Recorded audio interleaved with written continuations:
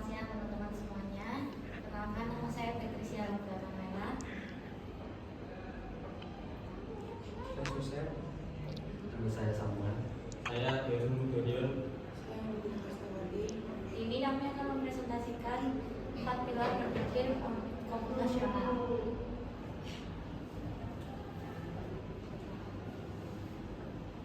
Yang pertama ada dekomposisi. Dekomposisi adalah proses membagi masalah besar menjadi bagian-bagian kecil dan lebih mudah dikelola. Itu adalah contohnya. Satu, ada 5 cara berpikir dekomposisi. Yang satu, identifikasi masalah utama. 2, pisahkan menjadi sub masalah. 3, analisis sub masalah. Dan 4, prioritaskan dan melaksanakan. 5, eksekusi dan evaluasi.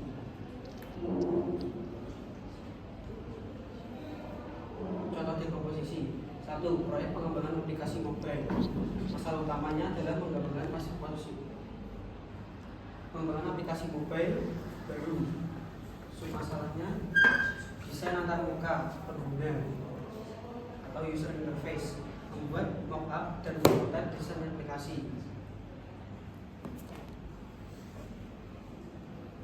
2. Mengembangkan fitur utama, implementasi fungsi dasar seperti login, registrasi, dan fitur utama aplikasi. 3. Pengujian, melakukan pengujian fungsional dan pengguna untuk memastikan aplikasi berjalan dengan baik. Yang keempat, peluncuran dan pemasaran, menyusun strategi peluncuran, membuat materi pemasaran dan mempromosikan aplikasi.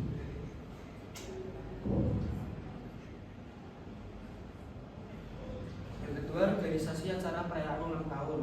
Masalah utamanya mengorganisir acara perayaan ulang tahun.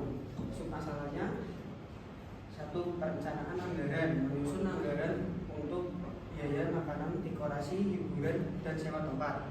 Yang kedua, pemilihan tempat dan tanggal, memilih lokasi acara dan tanggal yang sesuai. 3. Undangan, menyusun daftar tamu, membuat undangan dan mengatur RSVP. 4. Persiapan dan dekorasi, mengatur dekorasi, menyiapkan makanan dan minuman, serta mengatur tempat duduk. 5. Hiburan dan aktivitas, menyusun jadwal kegiatan, menyewa hiburan, dan merencanakan aktivitas.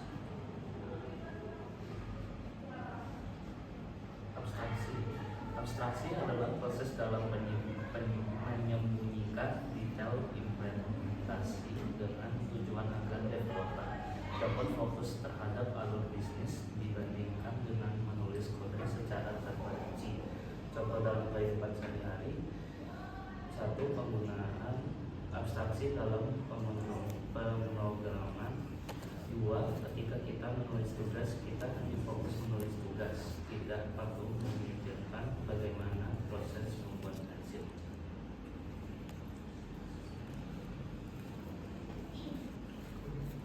Berikutnya ada algoritma. Nah, algoritma dalam komputasional adalah serangkaian instruksi atau langkah-langkah yang jelas dan terperinci untuk menyelesaikan suatu masalah atau jalannya suatu tugas tertentu dengan menggunakan komputer. Algoritma super penting dalam kehidupan sehari-hari. Nah, contoh algoritma itu saya temukan 2. Yang pertama adalah algoritma buat tab, dan yang kedua algoritma memasak nasi dengan tersimpan. Ya, seperti masih bingung algoritma ini, contoh lainnya kayak di bahasa Indonesia kita sudah pernah pelajari, yaitu adalah teks prosedur.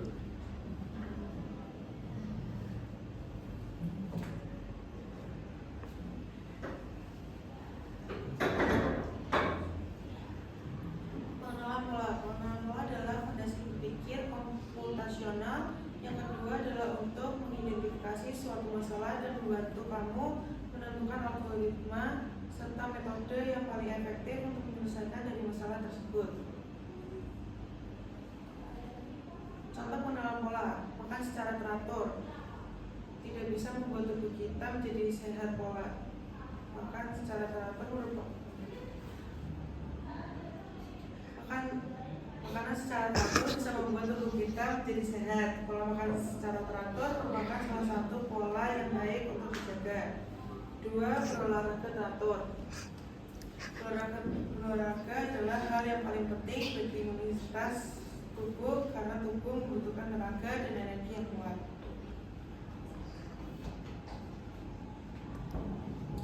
Sekian dari kelompok kami, terima kasih. Oke, saya kasih contoh kasus. Kamu mau berangkat ke sekolah, buktimu nggak ada. Pakai motor loh, buktimu nggak ada. Kira-kira kamu pakai kendaraan apa?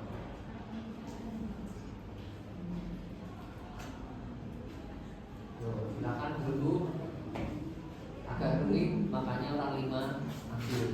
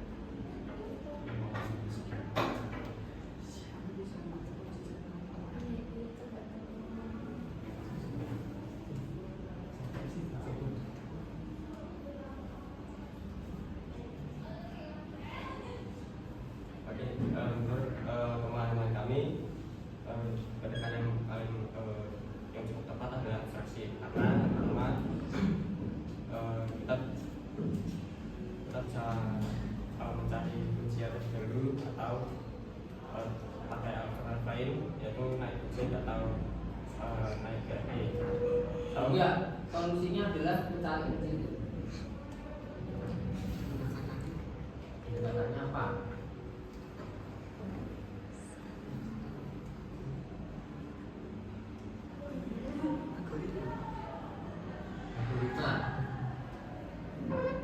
Yakin ini 65 satu juga orang tak.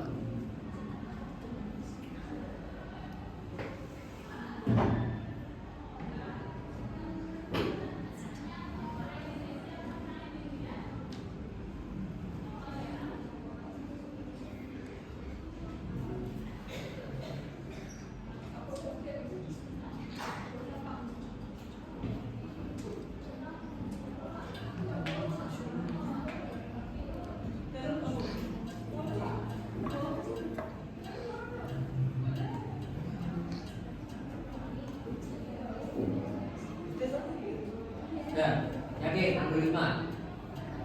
Oke, terima kasih. Sudah nih.